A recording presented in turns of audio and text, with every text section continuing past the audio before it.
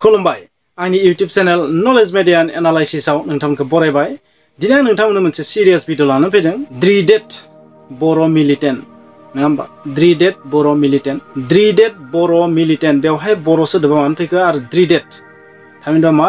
दुधर्ख बर' उग्रपन्थी नङा होमबा? एसामिसाव जुदि ट्रेन्सलेट खालामबा दुधर्ख माने एसामिस मिडियाफोराव मा बर' मिलिटेन्ट बर' सोदोबखौ बाहायखायो आरो सिगांथिं मोनसे सोदोबखौ बाहायखायो मा? दुधर्ख द्रिडेट माने उदखारि जोबोर माने अत्याचारी बिदिसो मिनिङा जाखायो नङा होमबा? द्रिडेटनि ओंथिया मा? दुधर्खनि ओंथिया मा? अत्याचारी।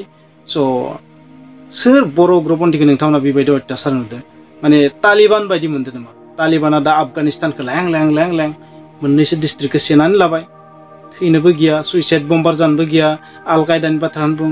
माने द्रिडेट दुधर्ख बर' मिलिटेन्ट बर' उग्रपन्थी बर' सोदोबा मानो फैयो मिथिया आरो बिथांमोना गोदोनिफ्रायनो बर'फोरखौ बेबायदि बेबहार खालामबोदों, जायनि थाखाय बर'फोरा माखासे हाथियार लानानै बिग्रायनो गोनां जाबोदों। हाथियार लानानै बिग्रायनायनि जाहोनानो जाहैबाय मा?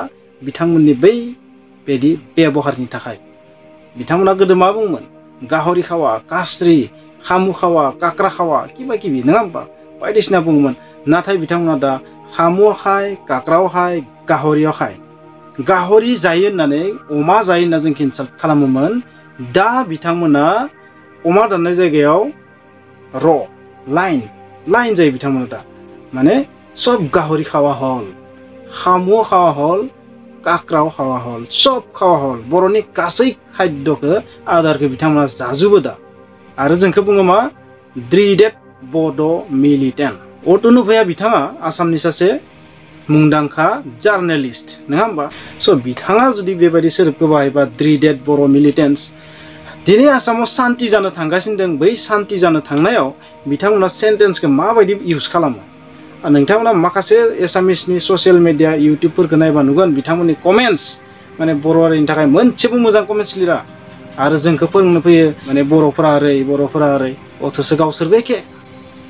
दिनै जों जुदि एसामिसनि माबा मोनसे जुदि इनाय बुङोबा जों जायो मा? कमिउनेल। बर'फोरा जायो कमिउनेल, अनलि बर'फोरा कमिउनेल, बेलेगा नङा कमिउनेल नङा होमबा? मैया एमबाथा बिथाङा मोनसे बाथ्रा बुंदों मा? बिटिएडिनि आइजिपि अनुराग आगरवाल, क'क्राझारनि एसपि राकेश रौशन, रुनिखातानि असि बिथांमोना मा सैमा बायदि बेबहार खालामदोंमोन बिथांमोनखौ, बा गाज्रि बेबहार खालामदो, माने जानो लोंनो उन्दुनो खान्थियाखै, हरनि 3टा बाजायाव थाङो, 12टा बाजायाव थाङो, बेदि खुनु टाइम गैया, जेरै मेरै। आरो मोनसे माने आसरित बाथ्रा खिन्थादों मा? खारखोमानो होदो। बे बाथ्राया बेसेबां सैथो जों मिथिया, बिथां एमबाथा बिथाङासो बुंनाय बे बाथ्राया। स' आं सानो बिथाङा नंखाय बुङाखै, नंखाय बुंनायबो नङा। मानो होनोबा गोदोनिफ्रायनो जों नुबोदों जोंनि हारिनि सुबुंफोरखौ माबायदि बेबहार खालामबोयो, माबायदि जोंखौ डिभाइड खालामना जायो, माबायदि जोंनि गेजेराव असान्ति सृष्टि खालामनो थाखाय टेकनिक बाहायो। बेथ' टेकनिकसो जादों मोनसे। जों बेवहाय मा नुनो थांदों दा? बिथाङा बुंनाय बायदिबाथ' मा? जोंनि गेजेराव सान्ति फैनायखौ नुनानै बिथांमोननि उदैया सादो, खर'आ सादो, माने खस्थ' मोनदों जे बर'फोरा शान्ति फैबाय मिन्स गुबुन हारिया आरो जोंखौ जेबो खालामनो हालिया, गुबुन हारिया जोंनि आथिं सिङाव थानांगोन, बेबायदि गिदो बिथांमोना। गिनानै कायदा लायो। माने राकेश रौशननि बाथ्राखौनो बुं, सोरबा अनुराग आगरवालनि बाथ्राखौनो बुं, माने बिसोरथ' आरो जोंनि हारिखौ बहा मोजां मोनो। मोनसे सम दंमोन जोंनि आसामाव मा? बर' मानेनो उग्रपन्थी। आं नोंथांमोननो मोनसे बाथ्रा खिन्थागोन। जेब्ला सारुसाजाय स्टेडियामखौ बानायबाय थादोंमोन 2005-06, बै समाव आं बेवहाय हाजिरा मावहैदोंमोन। बेवहाय जाय ठिकादारनि सायाव आं हाजिरा मावदोंमोन, जों 6 बर' सेंग्राफोर, जोंखौ बिएलटि होनना बुङोमोन। बिएलटि माने बर' सेंग्रा माने बिएलटि। बजालि कलेजाव जेब्ला आं फर्म फिलआपनि थाखाय सानसे थांदोंमोन, सासे केरानि आंखौ बुंदोंमोन, ओइ कास्रि गुस एयारपर्ट होननानै। एसे लेट जानायावनो बिदि होन्दोंमोन। आरो प्रफेसारफोरा जोंखौ माबायदि होनोमोन क्लासाव? आं बजालि कलेजाव फरायनाय समाव जोंखौ बर' होननासो गाबज्रियोमोन। आंनिया टाइटेला बर' आरो 2 बर' दंबायोमोन टाइटेल, सासेना स्वर्गियारि, सासेना बसुमतारी। बिसोरखौथ' बसुमतारी होनना गाबज्रि जागौमोन ना? बा स्टुडेन्टखौ बर' होनना गाबज्रियो नामा फोरोंगिरिया? नाम खारिना गाबज्रि मा बर'? ओइ बर' उथासन, ओइ बर' उथासन, मा बेबहार बेफोर नङा होमबा? स' बेबायदि जों मोनदो। नाथाय बेफोर बाथ्राखौ आं मानो बुंनो गोनां जादों जे एमबाथा बिथाङा बेबायदि एलिगेसन लगायनायखाय जोंनि गोसोआबो दुखु मोनखांदो नङा होमबा बेबायदि मानो खालामो सान्तियाव फैनो नागिरदो जों दिनै आसामाव सान्ति जानो थांगासिनो दं बै सान्ति जानो थांनायाव मानो बर'नि गेजेराव आरो बेबायदि सिनखावला गावला गावलि सोखावला सोखावलि नङा होमबा बेबायदि खालामनाङा ना स' जों सबबो सान्ति थानो लुगैदो दिनै जोङो रावदोबो नांलाय खमलाय जानो गोसो गैला सम गैला बिदि नांलाय खमलाय जानायनि हारसा बर' बाङालि मुस्लिम बिबायदि होननो सम गैला दा नाथाय बिथांमोना बेबायदि जुदि खालामबाय थायोबाथ' जों बायदि सुबुङा बुङाबा सोर बुंगोन जों जेनेरेल पाब्लिकआनो बुंनांगोन राजखान्थियाव जाय जना दं बिथांमोना बुंगोन नामा आरो राकेश रशनखौ आं बुंगोन रशन नामखौसो रशन लादो खिन्थु मा अन्धकारसो खालामनो नाजादोंमोन बियो जानो हागौ बियो मोनसे समाव मा बर' राजखान्थि खालामदोंमोन आरो दा मोनसे फिउचार राजखान्थि खालामनो थांबाय दं मा बृहत अखमिया जाति मानो बेबायदि खालामदों नोंथांमोन मोनसे माने आइडिया होनानै नाय नोंथांमोना आसाम होनोबा आसामाव बेसेबां सुबुङा अखमिया रायलायो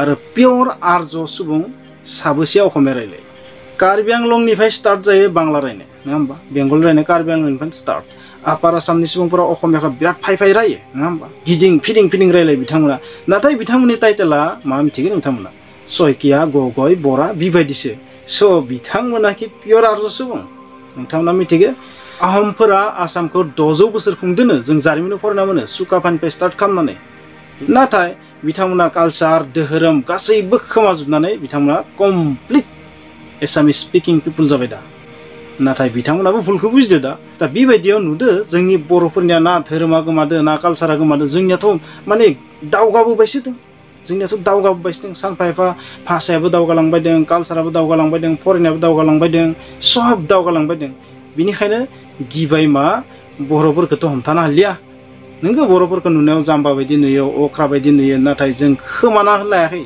नाथाय जों जेबबानो खोमायाखै माखासेया गोमालांदोंबाबो जों बोखांफिनजोब्बाय नाथाय बै आपार आसामनि जायखौ जों आहम होनना बुङो बिथांमोना दिनै एसामिस स्पिकिं पिपुल आरो बिजोंनो लानानै एसामिस मेजरिटि नङा होमबा बृहत अखमिया जाति बे सोदोबा एसे राजखान्थि दं आंनि नोजोराव राजखान्थि दं बेयाव माने बेवहाय बर'फोरखौ लाफानानै थांना थानो सेस्था खालामदों नङा होमबा जिहेतु गिनाय फैबाय माथो सानजा सोनाब जेथिंबो माथो रामायानो गैला ओंखायनो कौशल बानायबाय बेनो जाबाय सुपार ब्रेन आर्यनि नङा होमबा बेनो जाबाय सुपार ब्रेन होमबाथाय बिथाङा दिनै सान्तिनि थाखाय फैफिनदो बर' समाजनि जौगानायनि थाखाय फैफिनदो आसामाव भारतआव नर्थ इस्ट इण्डियाआव मोनसे सान्ति फैथों होननानै बिथाङा सिजफायाराव फैफिनदो बेथ' जोबोद धन्यबाद खामानि दा बे धन्यबाद खामानिखौ बिथांमोना माने इसेबाबो डाइभार्ट खालामनो नागिरो मा बर' उग्रपन्थी द्रिडेड बड' मिलिटेन्ट बेबायदि सेन्टेन्स बुंनानै डाइभार्ट खालामनो नागिरो नाथाय जोंनि बर' सुबुंफोरा बेबायदि डाइभार्ट जाग्रा नंलिया